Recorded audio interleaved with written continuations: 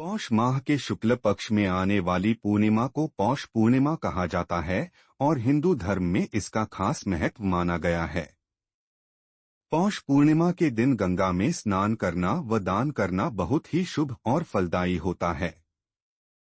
पंचांग के अनुसार इस साल पौष पूर्णिमा व्रत 25 जनवरी 2024 गुरुवार के दिन पड़ रहा है। इस दिन जातक व्रत करते हैं और भगवान सत्यनारायण की पूजा का विधान है। पूजा के बाद सत्यनारायण की कथा जरूर पढ़नी चाहिए। बोलो सत्यनारायण भगवान की जय। पौराणिक कथाओं के अनुसार काशीपुर नगर के एक गरीब ब्राह्मण रहा करता था जो कि भिक्षा मांगकर अपना जीवन यापन करता था।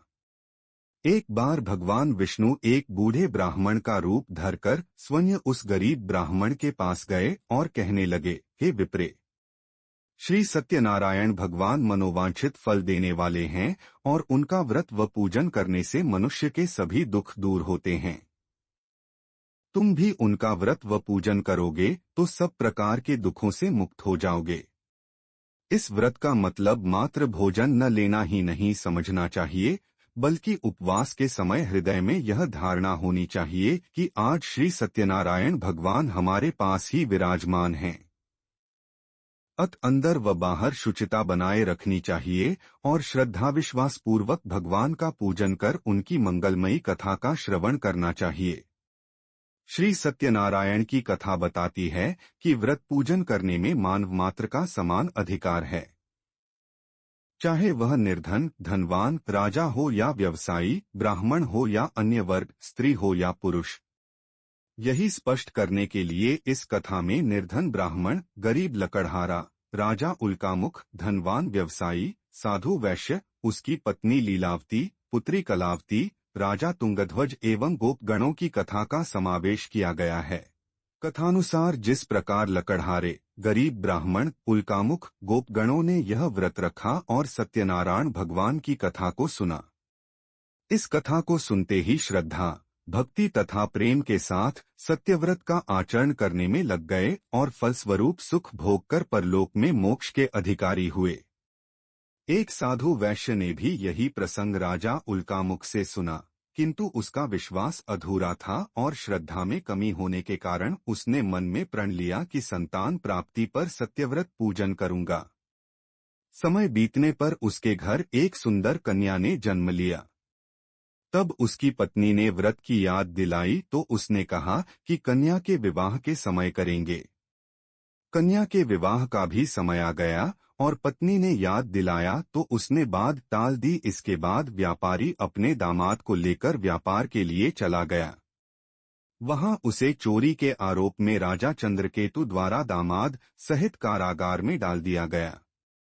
उसके अपने घर में भी चोरी हो गई।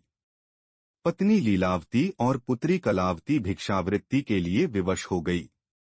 एक दिन कलावती ने किसी के घर श्री सत्यनारायण का पूजन होते हुए देखा और घर आकर मां को प्रसाद दिया। तब मां ने अगले दिन श्रद्धा से व्रत पूजन कर भगवान से पति और दामाद के शीघ्र वापस आने का वरदान मांगा।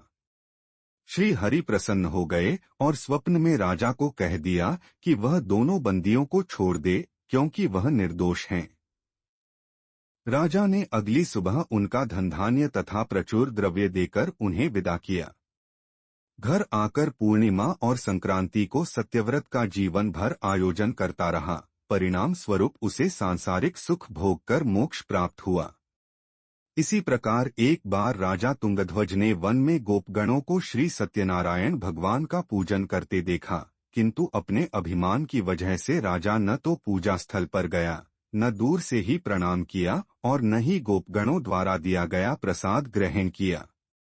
परिणाम यह हुआ कि राजा के पुत्र, धनधान्य, अश्वत्थादि सब नष्ट हो गए।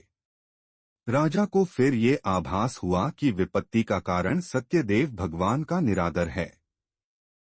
तब उसे बहुत पश्चाताप हुआ। वह तुरंत वन में गया और गोपगणों को बुलाकर उनसे सत्यनारायण भगवान की पूजा विधि पूछी और बाद पूजा की भी। फिर उसने उनसे ही प्रसाद ग्रहण किया तथा घर आ गया।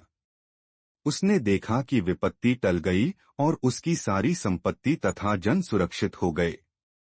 राजा प्रसन्नता से भर गया और अपना सर्वस्व भगवान को अर्पित कर दिया।